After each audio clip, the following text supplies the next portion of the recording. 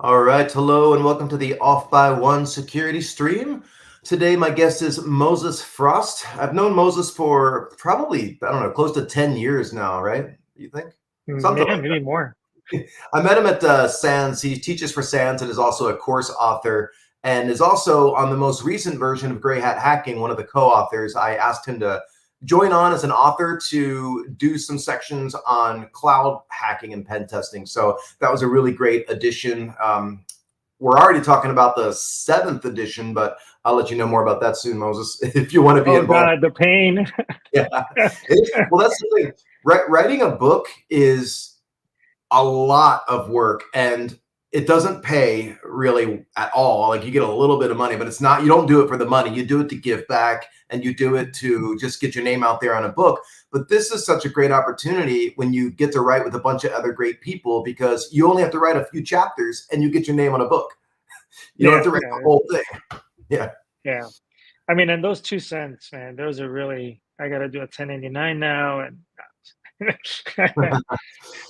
Yeah, so he's asking, where am I? I'm in my house in Berkeley, California. That's why I typically stream from. Though next Friday's stream, I'll be doing it from LA again, like I did a couple weeks ago. Um, cool. So look at hey Alonso. got some people joining. So Yeah. so I asked Moses to come on for this stream, and we were looking at topics back and forth. I know Moses does a lot of great stuff in the cloud space, but specifically, he wanted to talk about a great topic, which I think is interesting to many people, which is on authentication attacks. So when you're dealing with multi-factor authentication, or obviously authentication in the cloud, with some of the best practices out there, what are ways or what are tools that we can still use to be able to get around the controls that are there? I remember back in RSA 2019 and in Singapore, I was doing a keynote with Robert M. Lee and a couple other people. And right at that time, I had just read about a tool called Necro Browser and Marina. I can't pronounce the word, but it was some research that was released at Hack the Box in Amsterdam. And I got that tool and played around with it, used it, and it was pretty fascinating to be able to, obviously, if you can go and register a wildcard DNS on Let's Encrypt and get something that's convincing and have it signed so that if you phish to somebody and they think it's a legitimate site and they don't get any errors for certificate warnings or anything like that, they're expecting a text message or they're expecting to bring up Google Authenticator. And it was a really hard for me to get that tool to work at the time, especially with the Necro browser piece and how it takes the cookies after it decrypted and passes it along. And then you've got those Docker instances with headless Chrome sending requests out to the system, the website that's been compromised. pretty amazing stuff though. And then I started looking at YubiKeys and how most obviously people and most sites don't use that, but I think companies like Google do use YubiKeys for everything now. So that's like kind of where I left off. And obviously Evil Jinx 2, hopefully 3 coming out in the future here, like just some fascinating work. So I think that's what we're going to talk about. And Moses knows way more than me about the authentication bypass stuff. So I guess, what are your thoughts? Where are we at these days, Moses? So where we're at as an industry, I think, is where we're doing well, right? So the naive part of me is going to say that we're doing great, but the reality is that the tools are starting to be there where they weren't there maybe 10 years ago. The problem is getting these massive companies to change is going to be a problem. So I give you an example. The reason that I started giving out this talk had to do with these spam emails that I used to be getting from all the manufacturers. Okay, and they're spammy. And so the buzzword bingo last year was phishing resistant MFA, right? And you start looking at like, okay, well, what does that mean? Like, what the heck is a phishing resistant MFA? And what it boils down to is the prompts, the MFA that we've been using, the type of MFA that we've been using is rather unsophisticated today. So that's why all these like Evil Jinx and Necro Browser and all this stuff kind of works. So making it harder for people to actually do this kind of work with things like YubiKey and specifically with FIDO2 keys and WebAuthn. That's really where the phishing resistant part comes in. Like they're making it way harder now to to do that. The problem comes in, and this is where kind of we'll show some demos today, right? But the problem comes in like in these like you have to do bypasses. You just have to. You think about how many people you know that have an iPhone, right? So iPhones support UB keys, yay! And you can put a lightning bolt UB key or NFC one, which is great, but they don't support FIDO2. So you can't FIDO2, you can't turn on just FIDO2 or certain types of authentications on an iPhone. You're going to have to do something else. You're going to have to go to a more traditional route. So these bypasses exist, and they have to exist because of reasons, right? I don't think that you just kind of throw it away. You just kind of have to realize what they are and kind of turn them on. I would be happy if companies just turned on MFA to begin with, because I still see companies that just don't. I don't know what it is. I don't know. I mean, I can kind of guess why they do it this way, but I still see companies today that do not have MFA, and then you're just pretty much in at that point. It's really simple to do at that point. Yeah. So I mean, so I guess the best way to start talking about this, Steve, is like passwords, right? I'm sure in 665, the classes that everybody knows about, right? Passwords are like the thing, right? And so people talk about password spraying and all that. When it comes to usernames and passwords in the cloud, you're typically dealing with some kind of an identity provider. Those are like Okta, SailPoint, Google Cloud. Google has kind of its own thing. Microsoft Azure AD is the big one, right? That's the one that a lot of people kind of either are an Okta or Azure ADs from what I've seen. We still see a little bit of SailPoint out there, and Ping Federate still out there.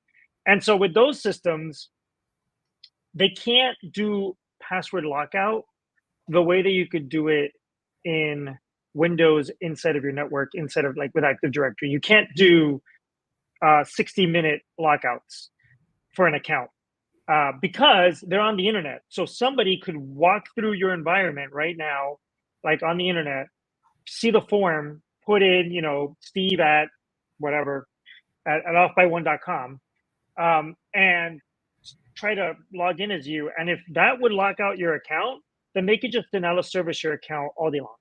And you would not be able to use Azure. You wouldn't be able to do anything, right? So the best you can do is kind of shun by IP address.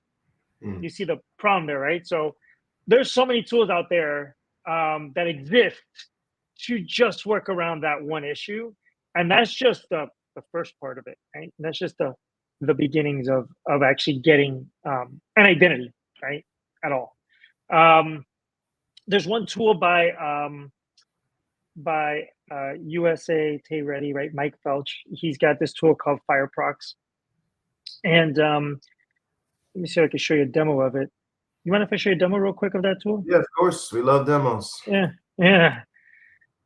It's funny, the other day before you do that, I was going to do a wire, and I got a new iPhone. Speaking of iPhones, which means a new SIM. I moved from a physical SIM to an eSIM finally, but my phone number is already registered with the bank. But when I tried to do a wire, it said, no, you can't do it and I called them, it's because a SIM changed. So I thought that was kind of neat that I'm used to getting a second factor authentication like a text when you want to do something, sensitive like that. But then I was not expecting the SIM change to do that. So I thought that was kind of neat that they were on top of that. But yeah, because SIM swapping, I'm a Florida boy, right? So there was a news article from let's say some less than savory people in Tampa. They were working at one of those mall kiosks, Yep. right? Like the T-Mobile ones. And so what people were doing was they were approaching the mall kiosk person, and they were saying, "Hey, pay you $1,000 if you port this number to my phone," right? And then the victim might have had like a 2FA for like, I think it was like crypto at the time, maybe like Bitcoin or whatever. So they were taking the victim's phone number without them knowing, porting it over, like using the internal T-Mobile system to port it over to another person's phone, and that was it. You lost your number, and at that point, you also lost, whatever crypto you had. wow. So yeah. So it's good that the banks are on top of it, because if you could do it for crypto, you could do it for banks and whatnot. I don't know if the smaller banks would do it, by the way, Steve. I don't know if you're using like one of the big four banks, or if you're using a smaller one, but I can imagine the community banks not being as sophisticated in that. Yeah, no, this is Wells Fargo. Yeah. Cool. Yeah, So what did much you show bigger. us here? Yeah, much bigger bank.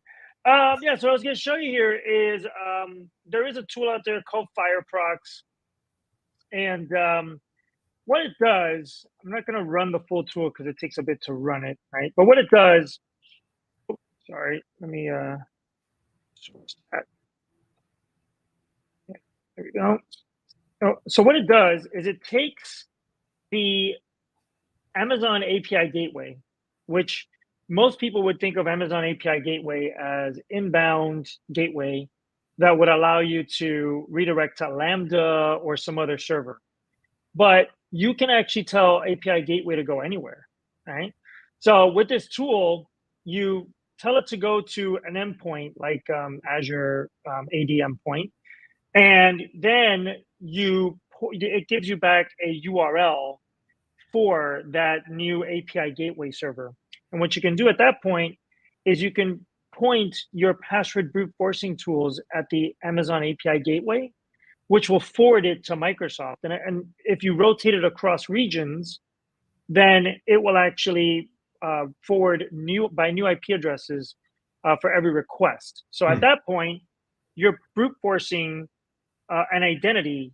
You're doing it at scale by doing it across the internet, and you're not triggering account lockout because you're rotating your IP address pretty consistently.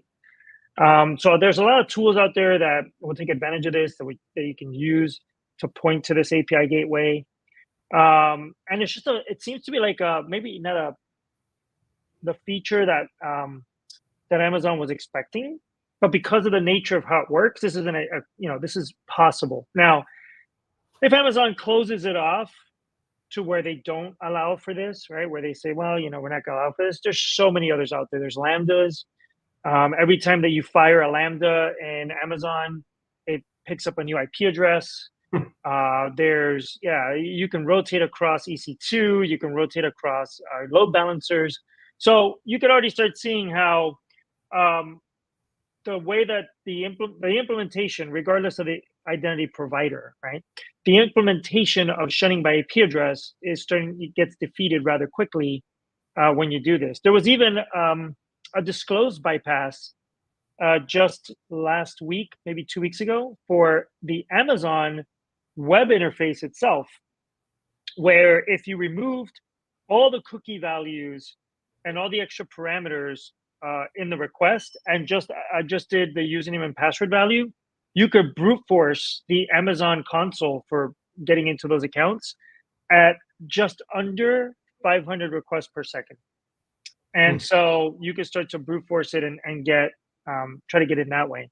So these things are tricky to get right from an engineering standpoint, and so because of that, the attackers can abuse it, right? So you could already see how my bad. You could already see how these guys, whoever it is that's doing this, is already starting to get by some bypasses, right? Which is why people are recommending MFA, right? Because it's obvious right now that username and password is just not. It's just not enough. So with that said, since we're going to do some demos on this, you want to talk about? Oh, you mind if not sharing it for a second? I'll share them in a minute. I just don't want to kill. I don't want to kill your desktop. There we go. So if you'll remember, like the way that a lot of these companies implement detections is like on Azure AD, which is where the demos are going to come from, but this applies to many other systems, right? So when I was at Cisco, this is the way that Cisco NAC worked. Forescout works the same way. If you're Okta, this works the same way. If you're Duo, this works the same way. In order for you to try to figure out like what kind of protections you want to enable, a lot of people will turn on in Azure AD, they'll call it conditional access policies. And the idea behind a conditional access policy is to try to understand what the device is or what the user is that's trying to log in, and try to bring up new trampolines or new restrictions based on that. That's the idea, right? So what you'll have is a series of checks, right? Are you a Windows browser? Are you coming from a specific IP address? Do you have our company portal app, baked in, or whatever the endpoint application is, right? What kind of client are you trying to access? Are you trying to do this like a Word, a modern Office app, or is this like a legacy application? And then you'll have to do certain things. Now, best practice would be not to do any exceptions on things like IP address, right? So if you're a pen tester and if you know that they don't do MFA if they're coming from one of their data center environments, then you just can pivot off of one of those data center environments and you're in, right? The same thing goes for like country, right? So I was working with a Microsoft IR person, did a paper together, and we're talking about basically security anti-patterns and how not to enable security in the cloud and Azure AD, things like this. And one of the things that he brought up was adversaries that were getting around conditional access policies or whatever restriction based on location, right? So your city or your state.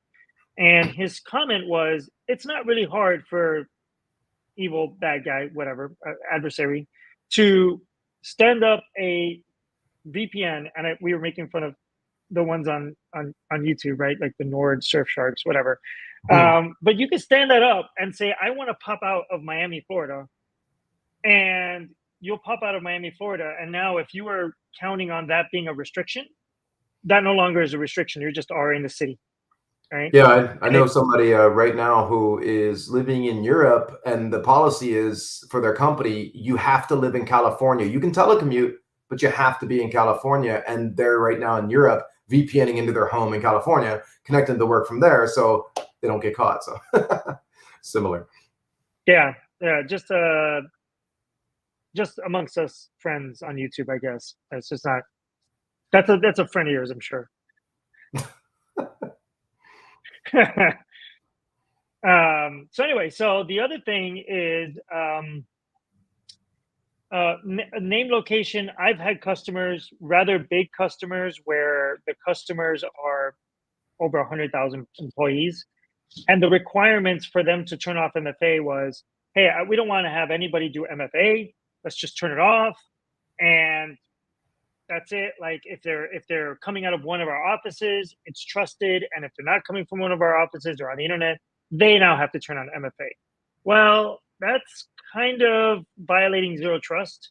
It's also violating you as well as I know that people can pivot out of there. That's very easy, but we see it. We see it quite often happen with the traditional MFAs. Now, so that's like a big no-no. Like we don't recommend anybody do that. We don't recommend anybody doing any kind of exceptions, but the exceptions have to happen. So I bring this up because I want to walk people through these kind of like, this is how they set this up, and then this is how we bypass it. So I'm going to go back to screen sharing now. Let me bring up my other window. Sure. Let me know. Yeah, it's up. So if you could see it. Yep. So here's Azure AD, just real simple setting. And let's just start with where we set up some of the conditional access policies and security settings. And probably the best way to do this is the new Entra interface. I don't like the fact that they keep renaming things, but this is the new name.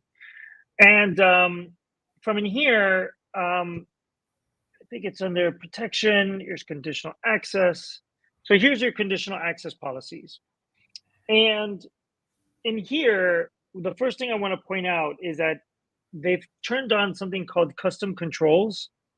This is one of the beta items. They've also turned on authentication strengths. Okay. Now, the reason I bring this up is because anytime you see something in preview, it's brand new or new-ish, right? It's not been there for a long time. On top of that, many customers that may have created a policy, a conditional access policy, might not have any of this configured.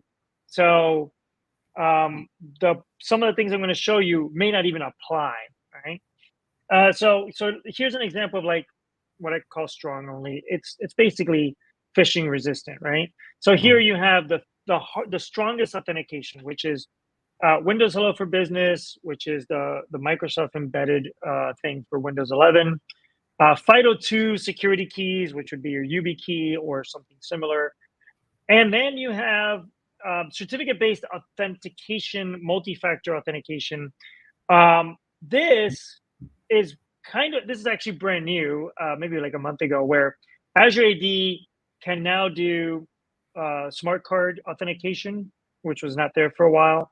Um, the one thing I will say is that while this would work technically on your iPhone or something like that, it requires a certificate authority. And let's just say that some companies don't do a good job of that.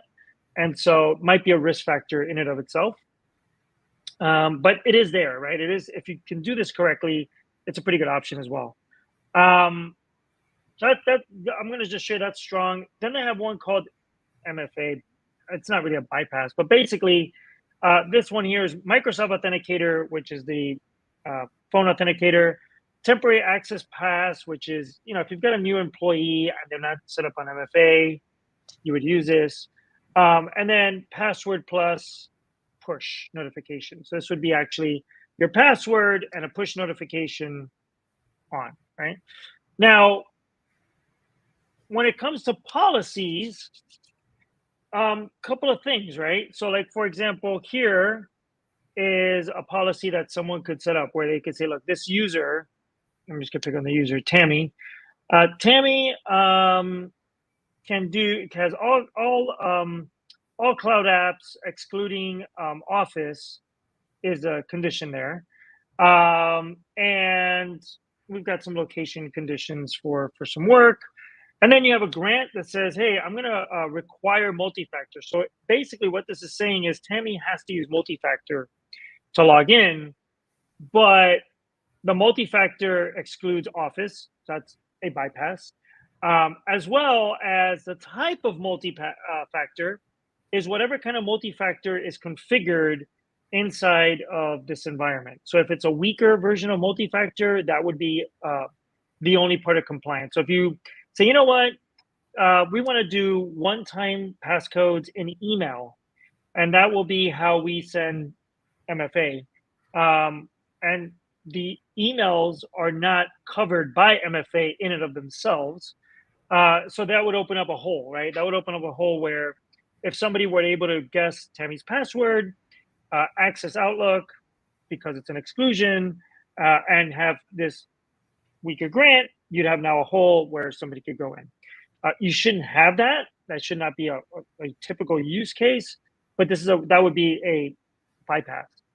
A more realistic bypass would be one where you say, hey, I've got a user, all the specific user. This user would be Scary Terry.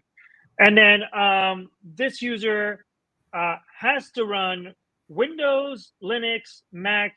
By the way, in reality, it could also be Android because Androids, depending on the Android, can support FIDO2. And then you would basically, it's fine. And then you'd say, look, the apps are modern apps. They're not going to be the legacy apps. And now with the new, and this is why I say it's a brand new feature, now you can say here, I only want to support FIDO2, right?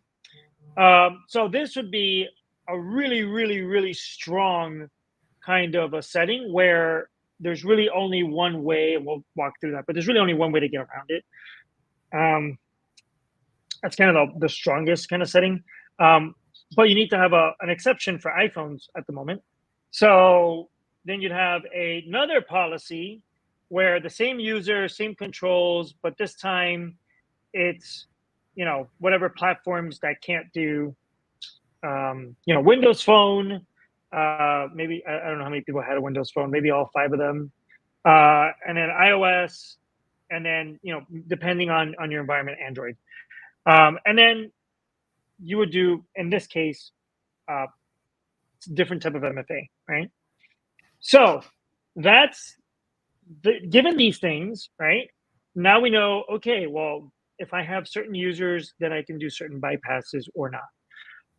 How do we figure this out? How do we ferret it out? So the first thing is that MFA only applies post password authentication. So when it comes to MFA, the typical, not all, I've actually seen one site that did not work this way, but the typical way of doing an MFA would be username, which is typically your email address. It doesn't have to be, but most people make it their email address. So that's a pro tip. If you're running an org, you might want to make your email addresses and your login usernames on systems different, which you can in certain systems, like in Azure AD. So anyway, username, password, and then you'll be stopped by MFA. So once you figure out the password, you have to go the extra step. So given that, you can use a tool like Bo Bullock has a tool. It's a PowerShell script. So I have to do something unnatural. I hope nobody is offended. I got to run PowerShell on Linux to show you this. So here's a PowerShell on Linux. This is not normal and should be avoided. And what you end up doing here is you can now use the tool that he wrote called MFA Sweep. And I actually sent them a pull request because I think this is the fixed version. Yeah, I think. Let's see. Invoke MFA Sweep. So if you knew Terry or Tammy's username and password, let's just say that we guessed it, right? And the password would be something like person. There we go. You can now try to log in. We don't have AD pass. You don't have to worry about that. It just gives you a warning. And what this tool does is it tries different Microsoft endpoints, logging in as Tammy, and seeing which one of the endpoints is prompting for MFA, right? And so if there is a user agent string, like a Windows-based one or an iOS-based one, it will try to log in with that user agent string, and then it will try to see if MFA is enabled. And if it's not, it will tell you, yep, you can log into this endpoint using this user agent string, etc. Right? And that's the thing about this is that most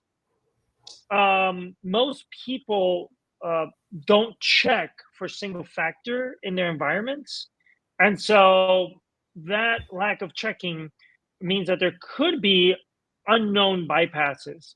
The way that conditional access policies work is that they are an anding condition. So if you have this policy and this policy and this policy, they'll be all anded together, the strongest part winning. So Tammy doesn't have strong authentication. Terry, Is there an option? You said something earlier about weaker options being supported. Are there any options for like downgrade attacks like we used to do in the old days? If something. Oh yeah. So like you'll get an option that says, "Hey, you want email, or do you want to get a text, or do you want to get authenticator?" So absolutely, there's downgrade options. They're just presented to you in a menu. And I'll get to some of the bypasses here for that as well. But this is an example of a more difficult one. So this is yep. So this one is the Scary Terry one, and you can see this one. You need to use MFA. You need to use MFA. This account needs to use MFA. So if you want to get in with this account, you'll see as you go down the list that you're going to need MFA, right? So let's let this run for a second, and I'll broach the MFA subject here, because that's a first thing that we want to get through, right? Is like, all right, what is our MFA options? So you can see this is an example of somebody who's got MFA turned on across all the user agent strings. And by the way, the reason that they're user agent strings is because that is the only real telemetry that you have in a lot of these apps. I mean, unless you're putting a physical client, like a FAT client, on the system, like the company portal or something else, you really can't get much telemetry. So you really don't know all that much about the system other than user agent string. So pro tip, if you're going to do any kind of like MFA checks, I would say today, um, iPhone user agent string or Android user agent string would be good targets at the moment. Also, maybe Linux. Like maybe they allow Chrome browser. Maybe there's some limitations there. Hard to tell. I don't have a Chrome browser. I mean, a Chrome book lately to test with. Um, so let's talk about MFA. How did if you have you seen the prompt bombing stuff, Steve, before? Prompt bombing? No.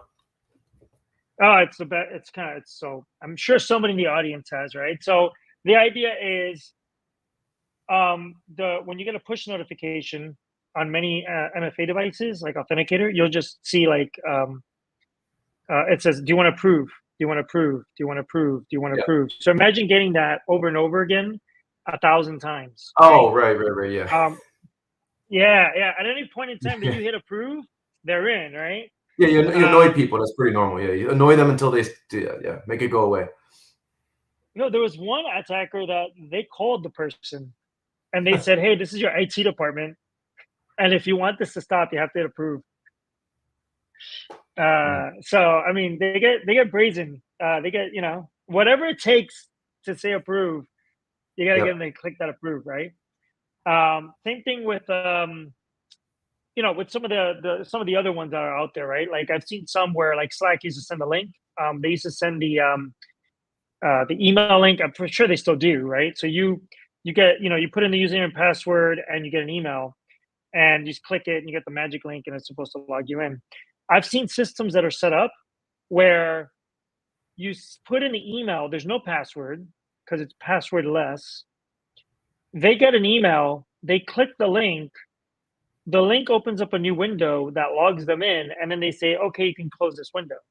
And what that means is that anybody that gets phished or anybody that gets that link, if they accidentally click it, the attacker will log in on their site. So I've seen all sorts of weird, I would say misconfigured configurations. Um, so so getting around this, let's talk about getting around this. So we were talking about Evil Jinx 2 earlier, right?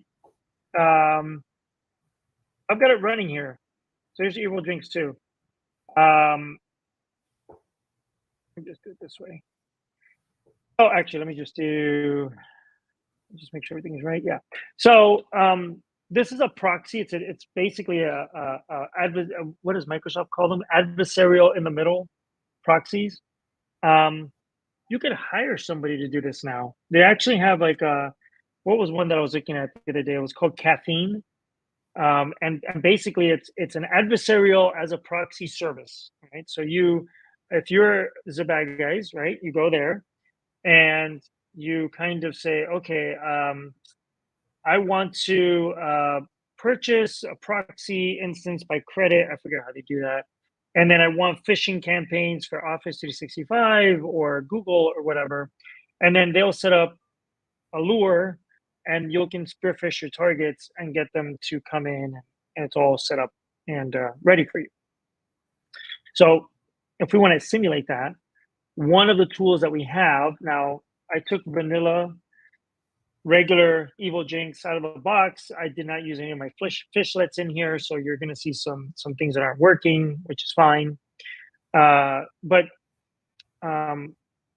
what this is, it's an Nginx server married up with a bunch of YAML-based files to reconfigure Nginx, and you're off. Right now, I haven't found a way, unless you modify the fishlet, to send a user agent string of a phone or anything like that. That would be a nice feature to be able to simulate different types of user agent strings.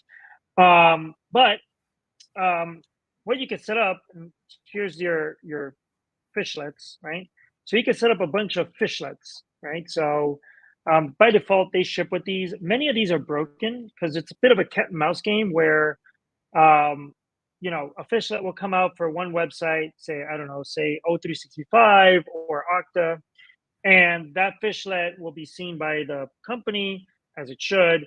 and they'll modify it. So we had an issue with an Okta one where they were doing something with a JavaScript return function, and we had to like basically rewrite JavaScript in real time using Nginx to be able to get around their protections, right? So they're constantly modifying this stuff to try to be able to make it so that evil bad guys can't put this in the middle, right? But anyway, the idea is, you could set up your lure. So here's my my phishing lure for O365. I have it set up to where there's a feature called blacklist, where it's unauthenticated. What this means is that if you don't give it the right path, it will redirect you. Where will it redirect you to? A Rickroll, right? That's the default. You could change this, right? But the default's a Rickroll. So anyway, so you got a lure. The idea, and by the way, if you've ever set up anything with a valid certificate, you have to have a valid certificate. You have to have a valid DNS record. To do this, you have to have a glue record in DNS. So you got to go to your DNS configuration and kind of configure it. I'm not going to reveal all my domains, so I'm not going to show that on the screen necessarily. Or actually, Steve, can you do me a favor? Can you take me off screen real quick? Yeah, it's off. Okay. I mean, you're on, but your desktop's off. Yeah, my desktop's off. Yeah, I just didn't want to I've got a bunch of fun domains in here, and I don't want to show the whole world, all my fun domains. Especially the ones that's like a one-character domain, because I don't want that one-character domain to get owned. All right, she can share it now.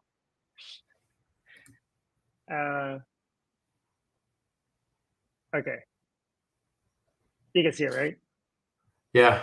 One thing I learned when you were showing all the different options for configuration in Azure, it looked like there's a lot of opportunity for inconsistencies, misconfiguration, confusion, and the typical things we run into. Yeah. And it's not a firewall, right? Like usually when you configure a firewall, it's like you hit a rule and it's like this wins, it's all of it gets concatenated together. So you could have like overlapping policies for a user, and that makes it confusing. So they have a tool in there called What If. You put in the user's name and it tells you what would happen, because it can be confusing. Anyway, so here's Google Domains. And in order for you to use Evil Jinx 2, you got to point all the name servers to your server. So I've got a domain, ohmygodponies.net. It's the attacker domain for ohmygodponies.net. It's kind of like a lookalike domain. And so here's how you would do it. You would go into global DNS settings, which is like super hidden. It's in the corner. It's not something obvious. And these are called glue records. And so the reason they're called glue records is because to get to the name servers for ohmygodponies.net, you got to go to an IP address, and then you've got, the IP address is your name server. So it's kind of like this bit of DNS magic that's like, well, to get to DNS by this name, which in and of itself is hosted on this server, you got to get to a server. Glue records are kind of weird. But anyway, that's how you would do it. You would set up your glue records, publish them into the world, and now anything for this domain is registered, which means that now when you go into Office into the system, you would be able to set it up for whatever IP address you wanted, and it would establish your Let's Encrypt and all that. That's a big deal because Let's Encrypt is required. You need to have full certificates to do this. You are intercepting the traffic legitimately from the end user, stopping the connection, and starting a new connection to Azure. And in doing so, when you put your stuff in Let's Encrypt, you will start getting scanned by every security vendor and every bot on the internet. And so this unauth here says that if you go to the base domain, you get kicked over somewhere else. And if you put in the right key, you go to the real place, right? So here, is what it would look like to the end user. So I go to, I go to this login.zomagodponies.net, and oh no, I didn't put in the domain. Hold on, I didn't put in the string. That's a rickroll. I don't want to rickroll the audience. Yeah. So here's an example. So here's the unauthorized request, because I didn't go to this key Yep. first. So it's removed me, right? So I've got to delete myself from there. So just give me 1 second. Let me do this. Let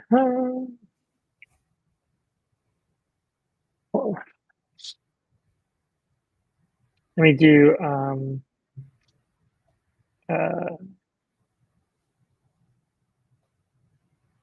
then I go to the bottom, remove myself. I don't know if I have to restart. We're gonna find out.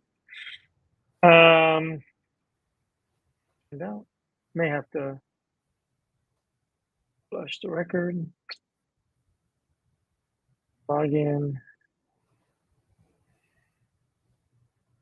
Oh, I have to restart. 1 second. Exit and start again. Oh, actually, no, wait. Exit. Yeah, some good conversation happening on the side while you've been speaking. It's good to cool. see people sharing knowledge back and forth. Oh, nice. Yeah, well. I know Mark M from Microsoft's out there listening. I'm sure he's been on the mission for the long time to get people to turn on multi-factor authentication. I remember the talk he did a couple of years ago at Hackfest, and showing like it being available, but only like, I don't know, less than 10% of the people who were admins were actually using it. And now I think it's gotten a little bit better, but not too much better.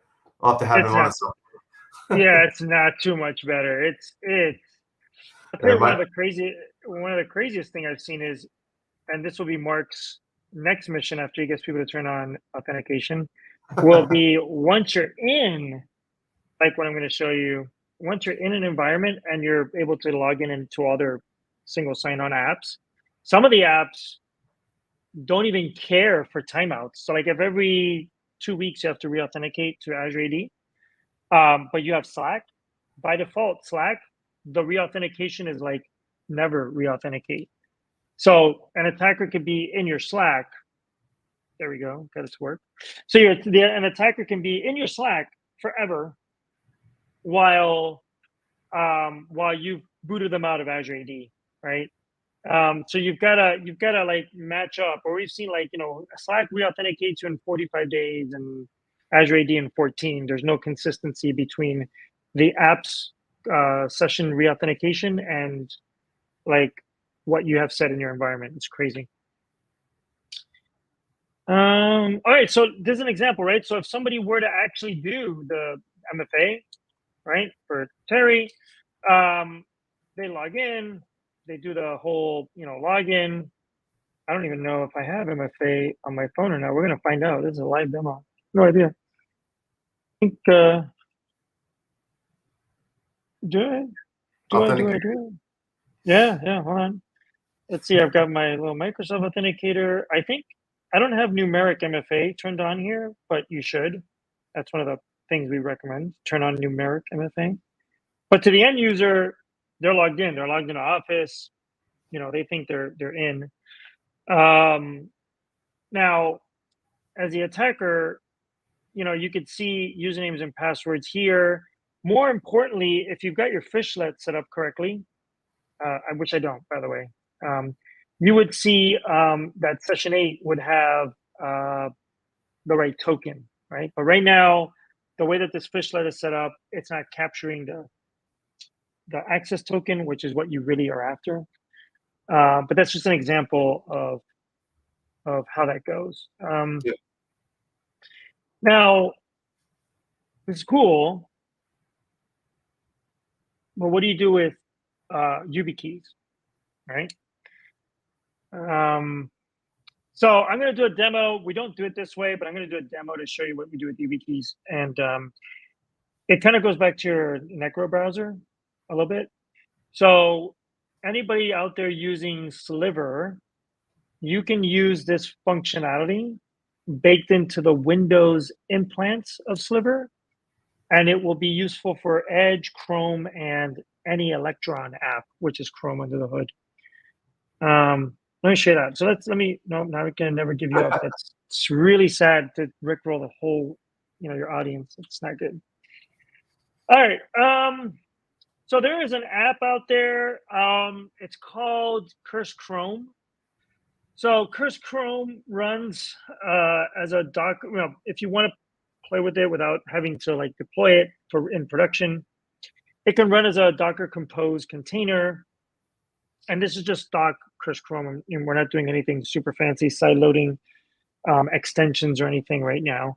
But this is the default Curse Chrome. And you load up this container, it runs in your environment, you log in, and this is you, right?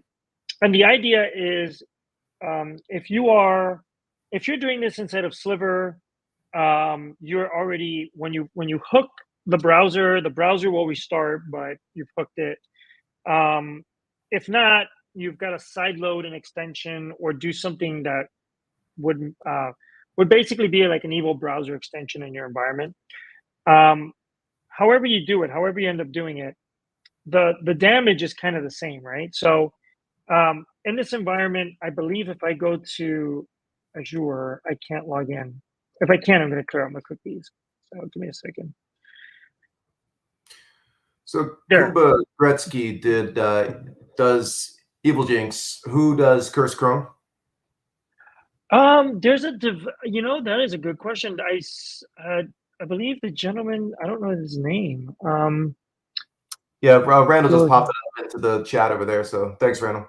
Mandatory programmer, but I don't know his actual real name. I don't know if he wants people to know his real name. I know he's done talks.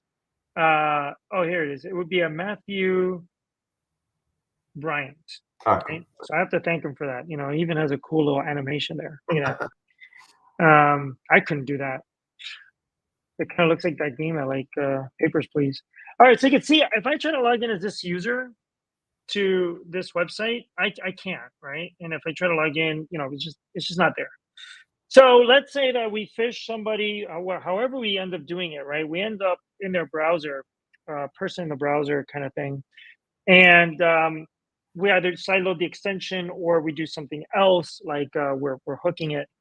But the idea is to be able to read JavaScript. That's really the idea behind it. So they log in to any one of their apps, right? I'm going to just use this other. Oh, well, yeah, might as well just use this one. Right. Nope. Okay, so they log in and now they're in. So one of the things you could do, and they can log into Slack, they can log into all sorts of things, right? So one of the things that you can do as somebody that's hooked a browser like this is on your browser, you can now put in the bot,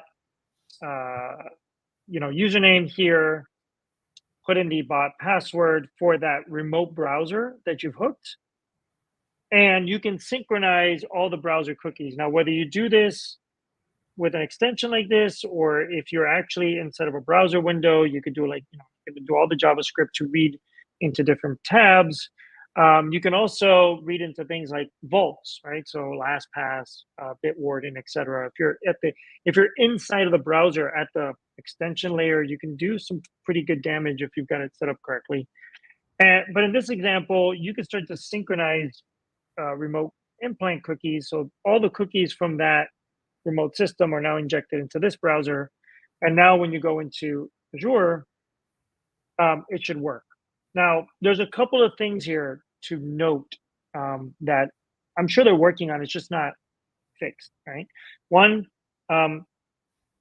conditional access policies, once you're authenticated, you're pretty much in. I mean, there is something known as continuous access evaluation that I've seen them try to implement, but there's a lot of caveats around that. That's kind of a problem, right? Because continuous access evaluation means that if it's not working the way that I would imagine it would, as long as somebody can grab an access and refresh token, they're pretty much in. They're also in for the lifetime of that refresh interval. So that Slack example, if your Slack is set to never time out and re-authenticate, that means that the attackers are in there forever. Same thing with other apps, anything SSO, right? So like Amazon, AWS console, what have you. So kind of one of the dangers of saying, yes, it is phishing resistant MFA. You want to do it. I'm not saying don't do it, but there still is a way to work around it, which is once you've passed that FIDO, once you have an access token in the browser, you're now able to go sideways. And that includes any app that logs into systems like Azure AD or any OpenID Connect IDP, right? So if that's your Word client, what have you, those credentials are stored somewhere, and somebody that can read them can get in. So that's just an example of how you can do that. So I don't know if you've seen Curse Chrome before, Steve, but that's a really good one. I like that one a lot. Yeah, I've seen it. I haven't played it myself, but I've seen it. Yeah, it's really, it just kind of is an interesting project. It's been around forever. You can also do things like browse through the remote portal, right? So, I mean, one thing is to synchronize sessions, but you could also use that remote browser as a proxy, which is kind of a And nice layer. Jeff said CAE aware apps will revoke session on critical events. Yeah, this would be a critical. Well, Yeah. changing your IP address or doing something should revoke it. The question is, there's some caveats, right? Not every single Microsoft app is covered. Not every single, there's like an actual like matrix of what is covered, what isn't covered. There's exceptions. I think like SharePoint's good. I think SharePoint's covered on Windows, but then other clients are not covered. Things like that. So you were talking about that YubiKey, and I missed the relationship between Cursed Chrome and the YubiKey, or was that something? Oh, yeah. So no, it's cool. So YubiKey, in this, it's good you asked. In the scenario where we were doing the evil jinx, the way the YubiKey works, right? It sends a special, I'm just going to say, special bit of authentication material for the website. You register your key on Azure, whatever. You can only log in by touching that YubiKey. And the way it works is it says, hey, I'm going to log into Azure AD. What is the key material that you sent it, right? But when it comes to evil jinx, let's say you go to a fake website, the way that the browser should work, right? I'm not saying there's not bypasses, but the way the browser WebAuthn should work is it should send the string of the URL that's in the bar or that you went to the YubiKey, and the YubiKey should return the authentication string material, which means that if you go to an Evil Jinx server, it'll try to retrieve it from that Evil Jinx server, and it would return something. It would return nothing really, instead of Azure AD. Even though you're redirecting Azure AD, because it's not actually the site you went to, it defeats phishing, right? That's the idea. Which means you're left with only synchronizing cookies at that point or being in the browser. Nice. Yeah. Cool. I think that's the demos I had for y'all. Yeah, no, that's great. Yeah, let me jump back onto StreamYard. All right, I'll pull that out real quick. No, I think that's good stuff. I think a lot of people have heard of the reverse proxy techniques with the Evil Jinx and Marina and Necrobrowser and all that, but haven't actually done it in practice. The limitation there, though, is there any requirement to be on the local networks of the victims in all of these? No, this is nothing here requires you to be. I mean, with the exception of you got to get somebody to load like an extension. That could be a tricky one, even though we've seen evil extensions. Or you got to put an implant on a machine, right? But for everything else you saw, it's all done remotely. It's kind of crazy.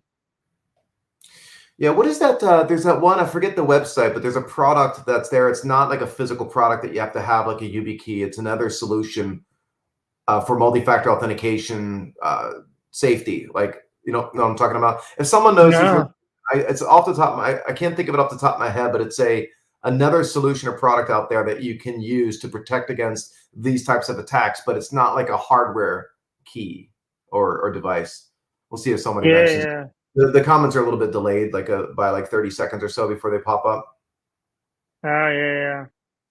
But Yeah, so I guess I mean, a little bit of thoughts on where you see things going. Do you see more and more companies using things like YubiKeys and trying to get better at this? Do you see companies getting better? I mean, I remember, like I was saying before, Mark was even saying not even admins were turning on the option for multi-factor authentication for the longest time. Like, next I gen. think the last time I went on like the first, maybe even the last time I went on Policy Security Weekly, this is many years ago. I was like back then, like yelling, like uninstall Active Directory, and people are like, so I'm a big proponent of get rid of Active Directory, go to Azure AD, because Active Directory is a nightmare. Azure AD works. Like I don't know. I think we can get better, but there's a lot of people in the industry that are not aware of how this stuff works. So I think just understanding something this new is part one. Understanding how policies are set up, part two. I mean, look, I don't want to throw dirt on anyone, right?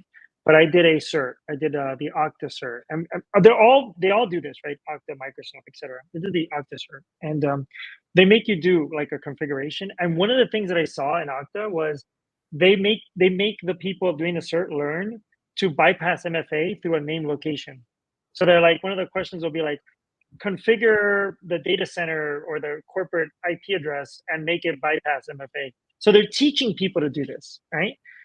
Which is just crazy, right? I also think that listen, we've got a small shop, right? And I can tell you one of the things that I struggle with is YubiKeys, right? Because I've got one basically per device, which is not tenable for a lot of people. I also think that managing a YubiKey is hard, right? Like how do I manage like 1,000 keys? Like let's say that one of my employees loses their YubiKey. Right now, it's up to them to revoke it in Azure AD or call us or whatever. There's no centralized management for it. I don't think it was designed that way. So it's kind of difficult, right? It's almost like managing smart cards. Yeah. I also think that, sorry, Apple's got to make it available, or Yeah. it's not going to work. Yeah, there's a question up there on the screen for you.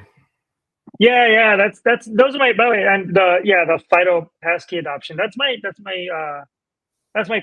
that's exactly what I'm referring to, right? The Yeah. adoption I think is getting there, but it's not getting there fast enough. I don't know many people that I know security people that have them. I don't know many companies that have adopted them, even though we've mentioned it. But even when they do, right? Um, how do you manage 4,000, 5,000, 100,000? So in that case, uh, Windows Hello, which is built into TPM, it's there. Like just use it. You know what I mean? If it's already there, you don't have to buy a key. Use it. Um, it's kind of the way that I look at it. I Yeah. think we're getting better. Honestly, I mean, we're not passing the hash anymore. We're passing an access token. I get it. But we're getting better at it. Yeah, for Or we sure. can. No, well, I appreciate it. I definitely want to have you come back on to do some looking at some advanced cloud stuff, because I know you're thinking about putting out another course on advanced cloud hacking. So I'd love to see a little bit as to like what kind of material you'd be covering there and some more demonstrations. I know people would love to see that too. Yeah, like container breakout is fun. Actually, what do you think of large? What do you think of large? The largest The block. largest blocker. I couldn't read that. It was being covered by something here. Um, I think it's actually, honestly, I think it's the best admins that I know tend to be very non-proactive. They're kind of like, you know, if I can write a shell script and fix it, I could be lazy about it. Cool. I think asking somebody to turn on a second factor defeats their model, and I don't think they like it. So I think it's just, like, I think actually, I think is the best option is when you can regulatorily, God, I'm going to get in trouble for saying this. If you do regulation, like PCI or whatever, and you say that everybody's got to use MFA for VPN, or you do insurance, and everybody's got to use MFA for VPN. Then I see people scrambling saying we got to turn on MFA for VPN. It's crazy. Yeah. It's crazy. So I think that's like the worst part. But this is not an easy answer. This is not an easy answer. I don't know what's in the mindset of people. I think I'm going to have Mark on. Mark, we've been talking in the background about him coming on, talking maybe about some purple stuff or whatever, but I think he'll have a lot to say on that question there, that question that you were just asked. Yeah. I'm just saying, like, yeah. There's people out there that are doing this every day. This is all they do. And what I can say is, if we can solve the problem, then I can go off and do other things. I think we've been saying that now for like 25 years, right? Yeah. Cool. All right. Well, yeah. Start thinking about what you'd want to come back on and talk about some advanced cloud stuff. Because I know I could learn a lot there. Like I'm always stuck in binary hell. So me hex editor, disassembling, decompiling. That's my life where I live. But there's just so much more out there, and having folks like you on is super helpful to me, and I'm sure everybody else out there. So I started this off selfishly to learn myself. Yeah. Well, I mean, I'm in. As soon as I get to the future, I'll let you know. Cool. All right, man. Well, have a great weekend. Appreciate you coming on. Appreciate everybody else who watched, and we will see you next week. And I'll let you know soon what that topic's going to be. All right, you got it. All right. Thanks, Moses.